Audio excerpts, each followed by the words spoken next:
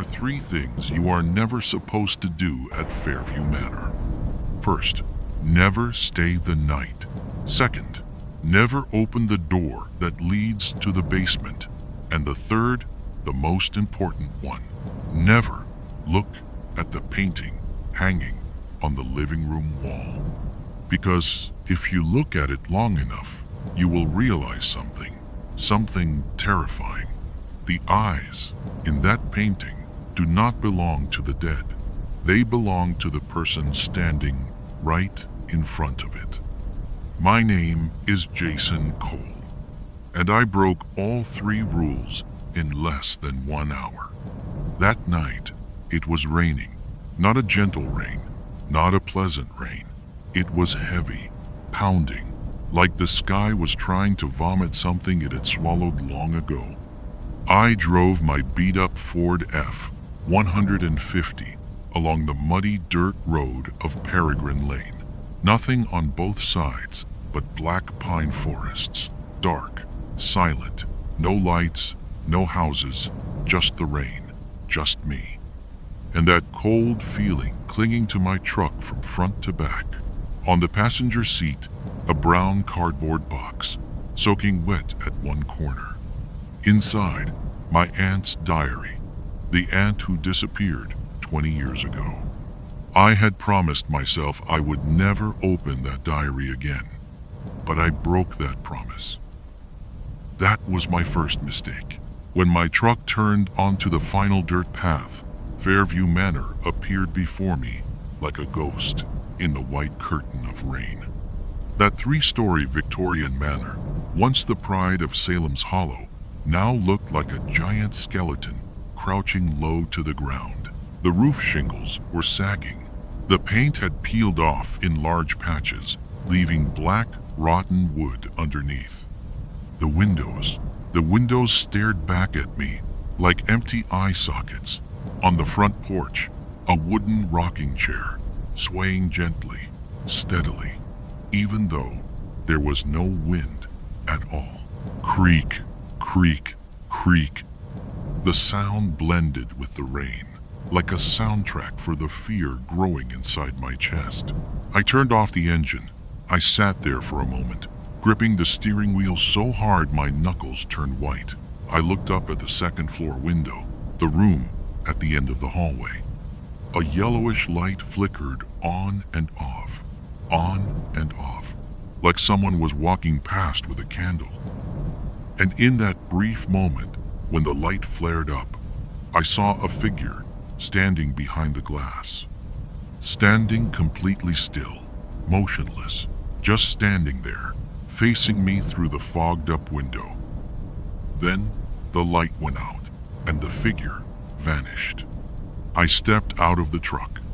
The rain soaked my shoulders immediately. My hands trembled as I held the cardboard box. It felt heavier than it should have. Not heavy with weight, heavy with something else. Like someone was sitting inside that box, pulling it downward. The three wooden steps groaned beneath my feet. Each step a different sound, a whisper, a moan, a giggle, like a child playing hide and seek. I placed my hand on the doorknob, cold, so cold my fingers went numb. I turned it to the left, and the door opened with a long, drawn-out creak, like the sigh of someone waking from a long, long nightmare. Inside was darkness, not ordinary darkness, not the kind you can see through. This was thick darkness, solid, damp, and it had a smell, the smell of rotting wood, the smell of mold, the smell of something that had died long ago but was still here, still waiting. I pulled out my phone and turned on the flashlight. The cold blue light swept across the large living room, and what I saw made me freeze in place. On the far wall, a large oil painting, a portrait of a family of three, a man, a woman, and a little girl. But the painting had been torn apart, not randomly, deliberately, violently. Like someone wanted to destroy their faces but deliberately left one thing behind, their eyes. 6 eyes remained on the torn pieces of canvas. The man's eyes, the woman's eyes, the child's eyes, and all of them, were staring at me. I swear to God, they were staring at me. I stepped to the left. They followed. I stepped to the right. They still followed. I turned completely around and walked toward the front door, but I felt their gaze on the back of my neck, hot, damp, like a hand resting on my shoulder. I spun back around. Nothing. The painting was still there. The eyes were still wide open. And now I noticed something I had missed before. Their pupils were not brown, not blue. They were pure black. Black as ink. Black as the bottom of a well. Black as the kind of darkness that no light can ever enter. And they were weeping. Black tears streaming from those painted eyes, rolling down the torn canvas, dripping onto the floor. Drip, drop, drip, drop. Each drop fell like a countdown timer, marking the seconds of my life. Then a whisper, "Jason." Not from upstairs, not from the basement, from the wall in front of me, from behind the plaster, from inside the painting. "Jason, won't you bring Auntie some tea?" I recognized that voice. It was my Aunt Evelyn's voice. Aunt Evelyn had died 20 years ago in a fire in the basement of this house. I had seen her body being carried out on a stretcher, covered with a white sheet. I had cried so hard, my mother had to carry me away. And yet, here she was. Her voice warm and gentle, exactly as she used to call me on those hot summer days when I was 14 years old. I couldn't answer. My throat felt like it was being squeezed by an invisible hand. I looked down at my own hands, shaking like autumn leaves before a storm. I looked down at the cardboard box. The box had come open at some point. I hadn't noticed. The lid lay on the floor, and my aunt's black leather diary was exposed. Its yellowed pages fluttering in the air as if someone was flipping through them from the inside. I wanted to bend down and pick up the lid to close the diary, but as I lowered my head, my eyes fell on the end of the hallway, the basement door. It was open, just a crack, but I swear it had been closed tight when I entered. Now it was open. And from inside that crack of darkness, a draft of cold air escaped. Not the ordinary cold of a damp basement, but a bone-chilling cold. The cold of a place with no life. The cold of death itself. From inside that crack came a sound. Thump, thump, thump. Like bare footsteps on cold earth. But not footsteps going down. Footsteps coming up. From deep below, climbing toward me. I took 2 steps back. My back hit the wall. My hand pressed against the damp wallpaper, and when I pulled my hand away, my palm was coated with a thick, brownish-red liquid, blood. The wall was bleeding. Blood ran down the wallpaper, seeping into every groove, every pattern, slowly forming a shape. A hand, 5 fingers spread wide. Like someone on the other side of the wall was pressing their palm against the plaster, trying to reach through and touch me. I didn't wait to see what would happen. When those fingers finally broke through, I ran. I ran down the long hallway, ignoring the walls bleeding on both sides, ignoring the footsteps from the basement growing closer, ignoring the whispers coming from behind every door I passed. I ran toward the staircase leading to the second floor, because the ground floor was no longer safe. But as I set my foot on the first step, I realized I was wrong. Each step I climbed made a different sound. But it wasn't the creak of old wood. It was voices. The first step whispered my name, Jason. The second step giggled. Jason is home.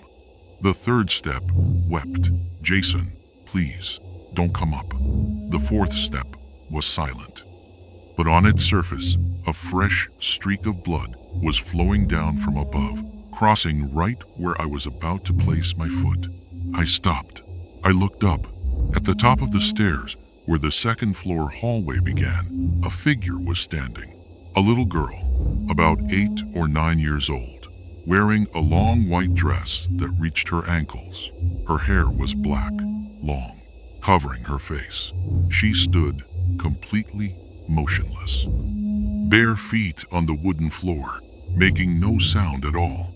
Her arms hung limp at her sides, her small hands covered in something dark, mud, maybe, or dried blood. Do you remember me, Uncle Jason? Her voice did not sound like a child's voice. It was too deep, too hoarse, too old, as if an elderly woman was speaking through a broken speaker, trying to mimic the tone of a little girl. I shook my head. I had never seen this child in my life. I am Aunt Evelyn's daughter, she said. My name is Sarah, and you saw me in the painting. Hi. I froze. The torn painting, the 3 people, the man, the woman, the little girl. That little girl was Sarah. And the black eyes that had been staring at me from the painting, the eyes weeping black tears, those were the eyes of the child standing before me right now. She raised her hand and slowly parted the black hair covering her face. I wanted to close my eyes, but I couldn't. My gaze was pulled toward her face by some invisible force, and when I saw her face, I understood why the painting had been torn apart. Sarah had no eyes. Her eye sockets were empty, hollow, deep, black as 2 bottomless wells, and from inside those hollow sockets, something was moving. White maggots crawled out of her eye sockets, down her cheeks, down her neck, down her white dress that had long since turned yellow with age. The people who stay here don't need eyes, she said, her voice still deep and ancient. Because in this place, the thing that sees everything is not the eyes, it's the house. It sees through walls, through doors, through skin and bone. It sees the fear running through your veins, Uncle Jason. She took 1 step toward me. I took 1 step back, but my heel hit the top step of the staircase, and there was nowhere left to retreat. Mother wants to see you in the basement, she said. She has been waiting for 20 years, and she told me to tell you, if you do not come down on your own, she will pull you down herself. Then she smiled. Not the smile of a child, but the smile of something that had seen too many deaths, something that had become a part of death itself. And when she smiled, I saw inside her mouth. There was no tongue, just an empty black hole, deep and endless, as if her mouth was a well leading straight down into the earth, down to where Aunt Evelyn was sitting, waiting for me. The house shook, not a gentle tremor, but a violent, violent shake, as if a giant hand had grabbed the roof and was shaking it like a rattle. I fell to the floor, gripping the banister to keep from being thrown off. Paintings fell off the walls, glass shattered everywhere. On the ceiling, cracks began to spread like spider webs. And from those cracks, blood began to pour. Not drops anymore, but streams. Blood rained down on me, soaking my shoulders, soaking my face. I could taste the salt of it on my lips. Real blood. Fresh blood. When the shaking stopped, I looked up. Sarah was gone, vanished as if she had never existed, leaving only a damp mark on the wood floor, the imprint of 2 small bare feet in the dust and blood. But the basement door The door I had been running from was now right in front of me at the end of the first floor hallway. It was no longer open, just a crack. It was wide open, like a mouth waiting to swallow me whole. I don't know how I got down the stairs. Maybe I fell. Maybe I was pulled. Maybe I walked down without even knowing it. All I knew was that I was now standing before the basement door. And the air coming from inside was no longer cold. It was hot. Hot and damp, like the breath of a living body. Like the breath of something living beneath this house. Something that had been waiting. Something that was hungry. I stepped inside. The staircase down to the basement was much longer than it should have been. 10 steps, 20 steps, 30 steps. The basement should have been no more than 10 steps below ground. But I had gone down 30, and still there was no end. Then I heard the door above me close. I turned around. The door was shut tight, and on the door, a small handprint pressed from the outside. Sarah's hand. 5 fingers pressed against the glass. Then the hand slowly slid down, leaving 5 wet streaks on the fogged-up glass, as if someone had been dragged away. There was no way back, only down. When I finally reached the bottom step, the world changed. The basement was not a dark, cramped room. It was a vast hall, endless, with stone pillars rising so high they disappeared into the darkness above, like an ancient temple buried for thousands of years.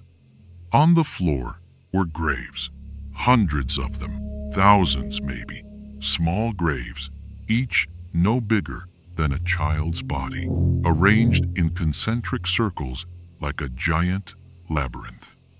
Each grave had a small stone marker. Each stone marker had a number carved into it, the same number over and over again. 1147. 1147. 1147. I looked at my wristwatch. 1147. Looked away, counted to 10, looked back, still 1147. I pulled out my phone. 1147. The clock on the wall of this vast hall. 1147. Time had stopped the moment I stepped into Fairview Manor. Or maybe I had stopped a long time ago, and I just didn't know it. At the center of the circle of graves, an old armchair sat with its back facing me.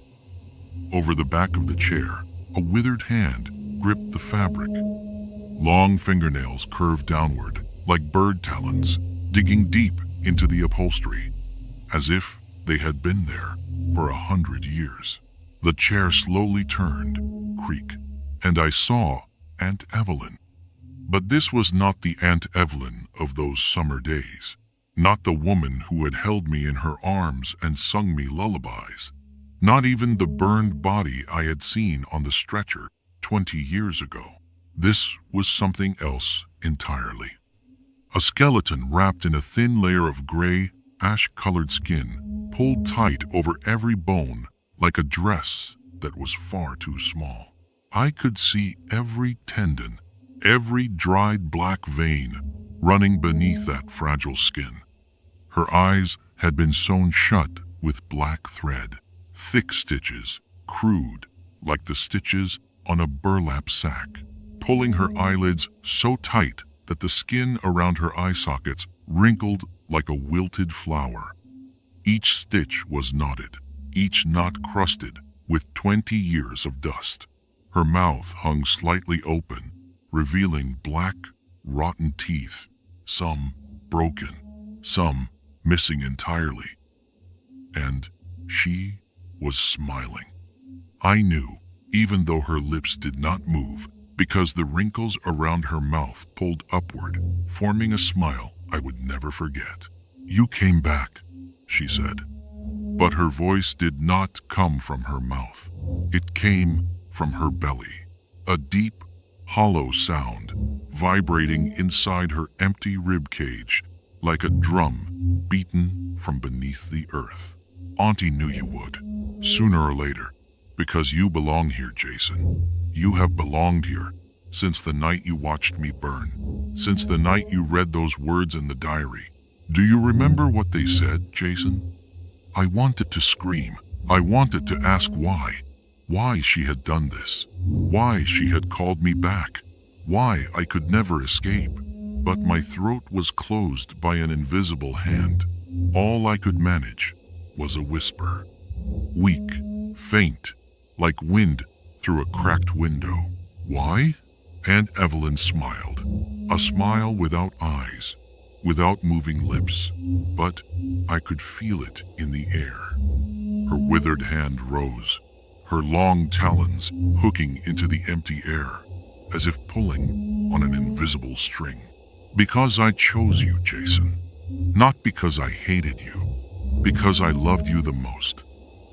I saw the fear in your eyes when you were small. The fear of death, the fear of loneliness, the fear of being forgotten. I didn't want you to live a long life of fear, worrying about things that cannot be avoided. Here, there is no time. Here, there is no death. Here, you will be part of this house forever. Like me, like Sarah, like all the others who came before you. She waved her hand toward the graves around us, and as she waved, the stone markers began to tremble. Not all at once, but one by one, like a wave spreading from the center outward. The earth on each grave began to break apart, and from inside each grave, hands reached up, hundreds of them, thousands, withered hands, skin and bone, long fingernails, waving at me, waving like a crowd, welcoming me home. Do you see?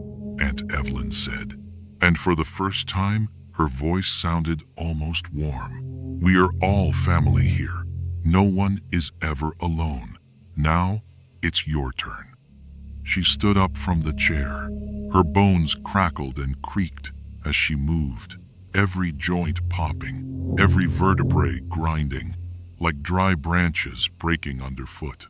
She took one step toward me, then another. When she was close enough to touch, she raised her hand and placed it on my cheek.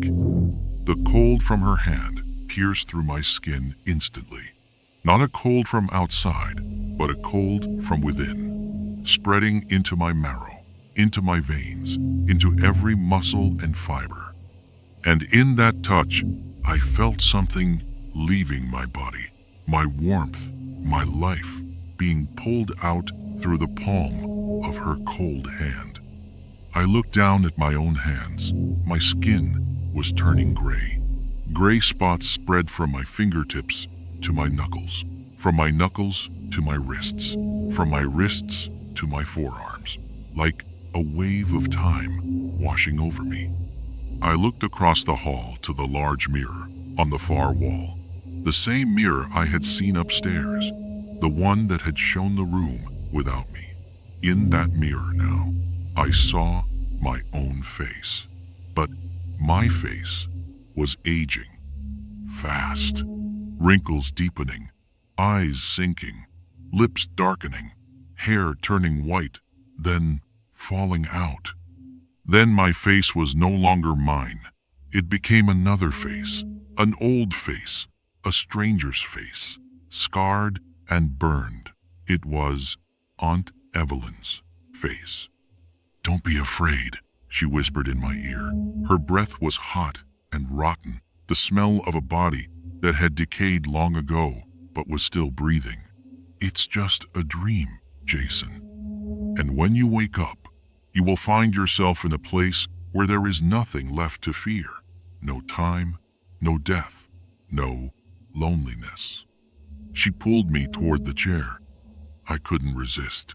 My body was too weak now, too old, too tired after 20 years of running.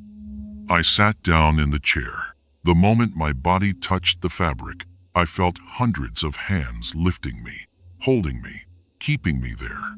The chair was no longer a chair. It was breathing with me. It was alive. "Now," Aunt Evelyn said, standing before me, her sown eyes somehow still looking into mine. "Open the diary and write the name of the next one." I shook my head, or I thought I did. My body no longer responded quickly. Every movement felt like it was happening underwater. "You have to," Aunt Evelyn said, and for the first time, beneath her hollow voice, I heard something like pleading.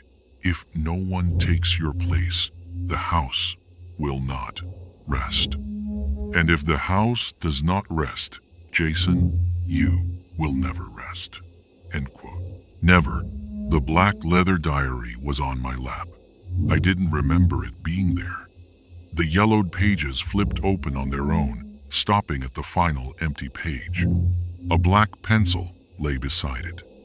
The same black pencil that had been used to darken the eyes in the painting. The same black pencil that had written the warning that brought me back here. My hand picked up the pencil. I didn't want to, but my hand moved on its own. It wrote a name. I couldn't see the name because tears were flowing down my face. Black tears, like the tears from the painting, like Sarah's tears. But I knew the name was not my name because I was already here. I already belonged to this place. "Good," Aunt Evelyn said, and now her voice was truly warm, like the old days, like those summer days when she was still alive. "Now, sleep, Jason. When you wake up, there will be nothing left to fear." I closed my eyes. Darkness swallowed me. Not the darkness of night, but a warm darkness, a gentle darkness, like an embrace. From far above, through layers of earth, through the foundation of the house, through the wooden floors of the ground level, I heard a familiar sound, a rocking chair. Note, creak, creak, creak. Then I thought, if I died 20 years ago, if I am just a spirit trapped in this house, if I am sitting in that armchair in the dark basement, then who is telling you this story? Are you sure you are just listening to a ghost story? Or did you walk through the door of Fairview Manor without even knowing it? Look at the wall in front of you. Is there a painting hanging there? Are there eyes staring at you from inside that painting? And if there are, turn around right now. Do you see me standing behind you? Or have I been here beside you since the very first words of this story? The house is still hungry, my friend, and it just found a new soul.